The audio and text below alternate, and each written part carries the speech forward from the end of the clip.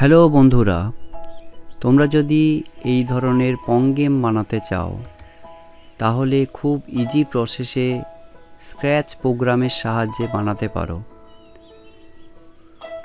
আমি এই ভিডিওতে স্টেপ বাই স্টেপ এই গেমটা কিভাবে স্ক্র্যাচে করা যায় সেটা পরপর দেখিয়েছি। যদি কেউ পুরো ভিডিওটা দেখে তাহলে খুব ইজি প্রসেসে এই ধরনের গেম আমরা বানাতে পারি। তো দেখা যাক আমরা কিভাবে এই গেম বানাতে পারি। প্রথমে আমরা ফাইলে গিয়ে নিউ পেজ নেব, এটাকে ডিলিট করে দেব। স্প্রাইট থেকে একটা বল নিলাম। এবারে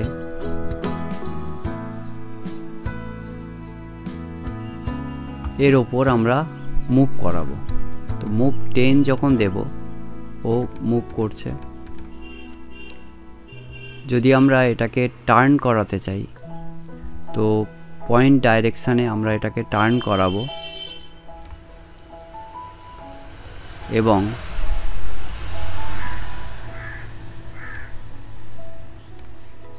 এটাকে আমরা দেব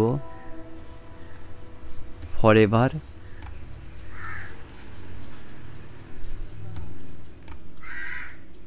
এটা 90 ডিগ্রি আছে, এটা 45 ডিগ্রিতে ঘোরাবো। তো এটা চলে গেছে উপরে, স্টপ করছে। তো এটা করব কি, এই যে বাউন্স হোক তার জন্য আমরা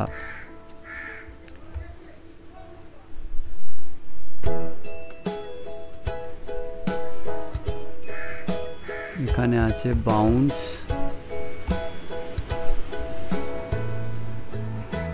age bounce, edge bounce when clicked এখান থেকে নিলাম। হোয়েন ক্লিকড যখন ক্লিক করব ও বাউন্স হবে এবং 10 স্টেপ এগিয়ে এগিয়ে যাবে।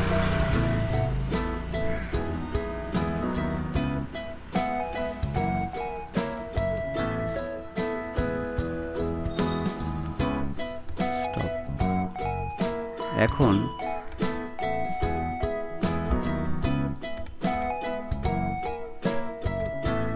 পয়েন্ট ডাইরেকশানে 45 ডিগ্রি গেল, মুভ করলো 10 স্টেপ। আর ইফ অন এজ বাউন্স এটা দিয়ে দিলাম, দিতে এই পর্যন্ত আমার বাউন্স হচ্ছে।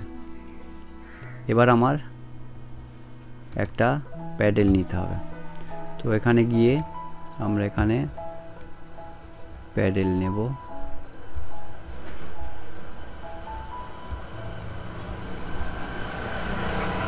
এই প্যাডেলটা নিলাম। তো বলটা যখন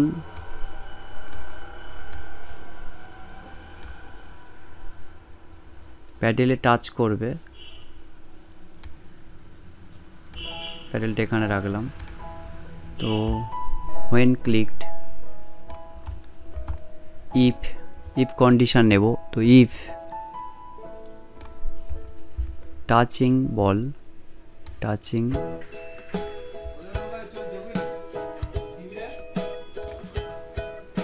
হোয়েন ক্লিকড নিলাম। ইফ টাচিং মাউস পয়েন্টারের জায়গায় প্যাডেল করে দিলাম, তাহলে ও যখন টাচ হবে তো টার্ন নেবে। টার্ন নেব, এখানে টার্ন নিলাম।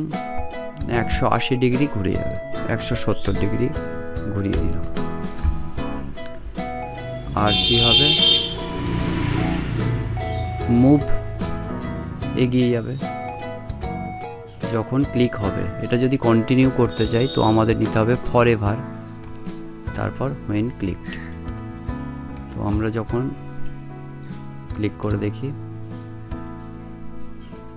টাচ হচ্ছে। কিন্তু প্যাডেলকে আমাদের মুভ করতে হবে মাউস দিয়ে।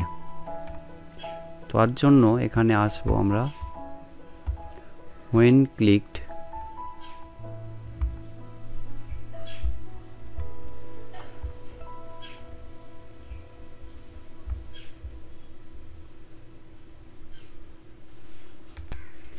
এটাকে মাউস দিয়ে এক্স পজিশনে আমাদের এটাকে মুভ করাতে হবে এক্স পজিশনে। তো এখানে আমরা change x set x to, এখানে সেট এক্স টু নিলাম, এক্স পজিশনে মুভ করতে হবে। তো আমাদের নিতে হবে এখানে এক্স, মাউস এক্স, আর এটাকে নিতে হবে ফরএভারের মধ্যে দিতে হবে, ফরএভার when clicked। যখন আমরা এক্স টু মাউস এক্স দেব এবং ফরএভারের মধ্যে দেব when clicked, প্লে করলে দেখা যাবে তো মাউস পয়েন্টার নড়ছে এবং প্যাডেল কাজ করছে। ওকে,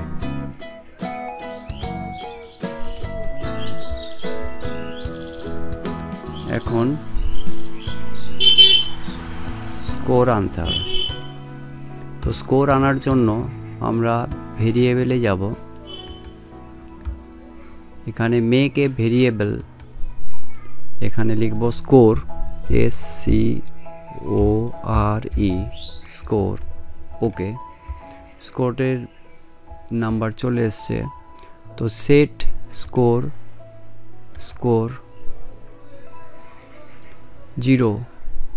তো প্রথমে যখন স্কোর শুরু হবে 0 থেকে,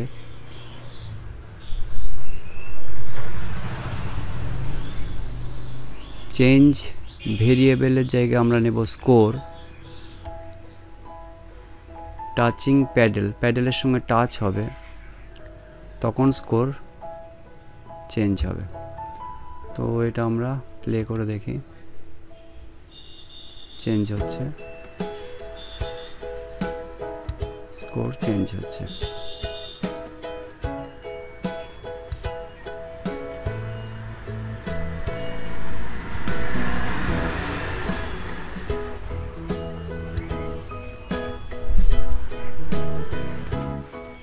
এবার আমাদের করতে হবে কি, বলটা যখন নিচে টাচ হবে তখন গেমটা স্টপ হয়ে যাবে। তার জন্য আমাদেরকে একটা আলাদা স্প্রাইট নিতে হবে। আমরা এই স্প্রাইট থেকে নিচের দিকে গেলে একটা লাইন পাবো, এই লাইনটা সিলেক্ট করব, এটাকে আমরা নিচে রাখবো, নিচে রাখবো এটাকে। বলটা যখন নিচের লাল পয়েন্টে লাইনে টাচ হবে তখন গেমটা স্টপ হবে। তাহলে আমরা এখানে গেলাম, তো যখন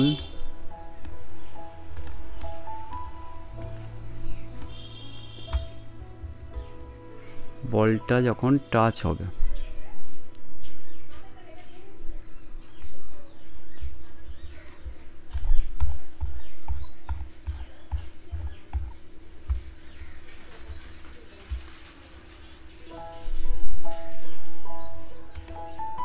তো এখানে গেলাম, লাল লাইনে গেলাম, গিয়ে আমরা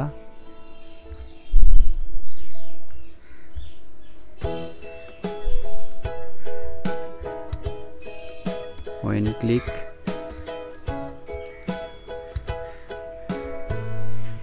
if, আর এখানে টাচিং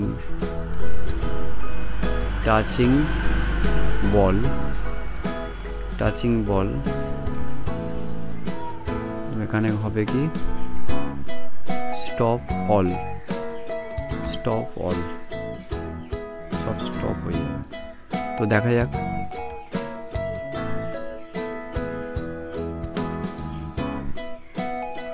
স্টপ হচ্ছে না, এটাকে আমাদের ফরএভারের মধ্যে দিতে হবে। ফরএভার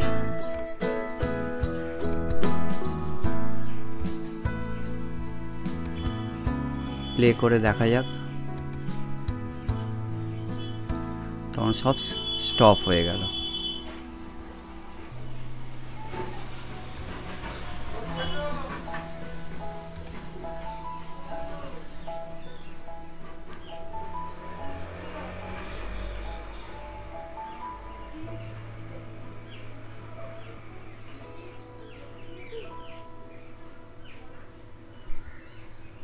আচ্ছা, এবারে ব্যাকগ্রাউন্ডে একটা ছবি দেব।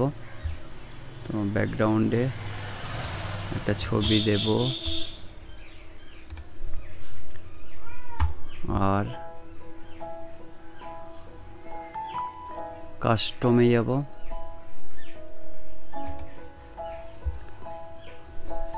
ব্যাকড্রপ সিলেক্ট করব। এই ব্যাকড্রপে আমরা লিখব game over, GAME, game OVER।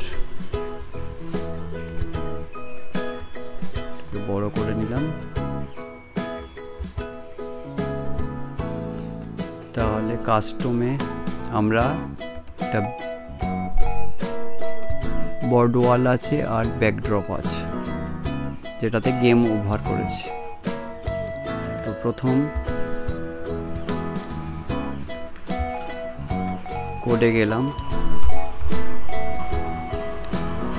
when clicked, তো প্লে করে দেখলে যখন টাচ হবে তখন আমার গেম ওভার লেখা দেখাবে। তো তার জন্য আমরা কি করব, এখানে আমরা যাব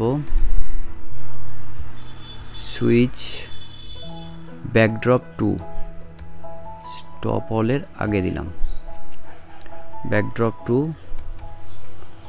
ব্যাকড্রপ 1, আর এখানে সুইচ ব্যাকড্রপ যখন আমরা অন করব তখন এই ব্যাকটা থাকবে ব্যাকগ্রাউন্ড, আর যখন এটা টাচ হবে তখন এইটা দেখাবে।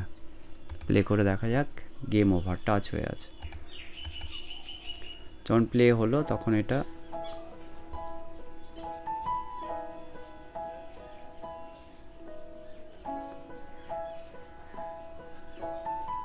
যদি টাচ হয় গেম ওভার, যদি টাচ হয় গেম ওভার দেখাবে। স্টপ। এরপর আমরা যদি টাচিংয়ের সময় কোনো সাউন্ড দিতে চাই, তো যখন টাচিং প্যাডেলে টাচিং হবে একটা সাউন্ড দিতে চাইছি, তো এখানে আমরা দিতে পারি প্লে সাউন্ড,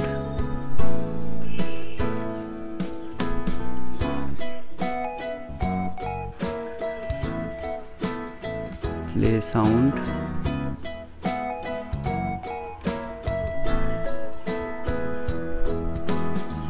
এটা কি সাউন্ড আছে দেখে নি।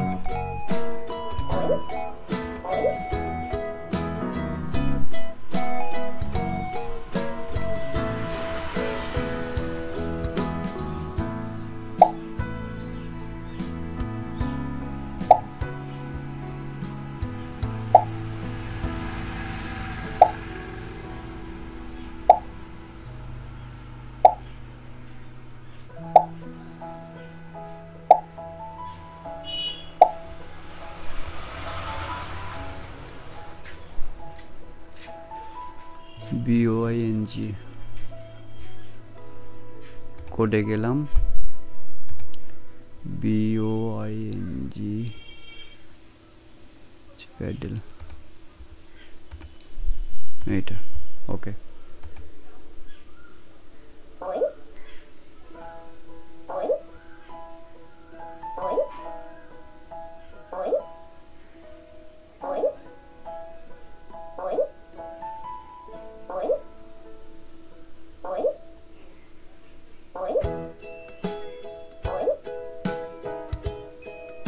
টাচ হলেই গেম ওভার হয়ে যাবে।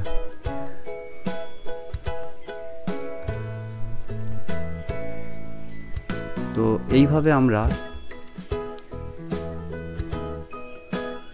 পং গেম বানাতে পারি।